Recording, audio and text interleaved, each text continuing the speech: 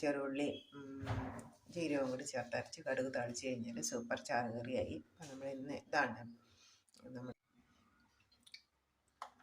അരപ്പി ചേർത്ത് കൊടുക്കാം. തേങ്ങയും ചെറുള്ളിയും ജീരകവും നന്നായിട്ട് മിക്സിയിട്ട് അധികം ചാറാക്കാതെ അരച്ചെടുത്ത്, കാരണം ഇതിലാവശ്യത്തിന് വെള്ളം ഉണ്ടല്ലോ. ഇത് തിളച്ച് വരുമ്പോൾ കടയും കൂടെ തളിച്ചെടുത്ത് കഴിഞ്ഞാൽ നമ്മുടെ കറി റെഡിയായി.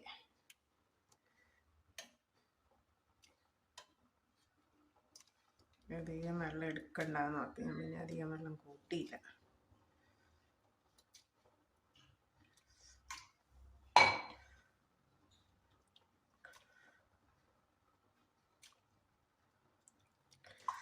വെള്ളം ഉപയോഗിച്ച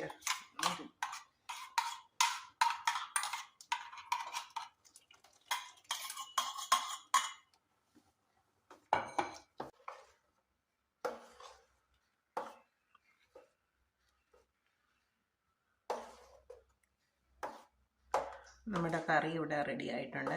നമ്മുടെ കറി റെഡിയായി. ഓക്കെ,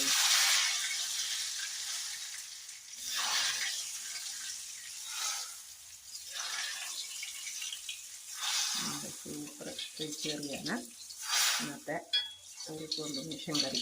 കുമ്പളങ്ങയും പരിപ്പും എല്ലാവരും ഒന്ന് വെച്ചേ, എന്നിട്ട് അതിൻ്റെ ടേസ്റ്റ് ഒന്ന് അറിയിക്കുകയും ചെയ്തേ.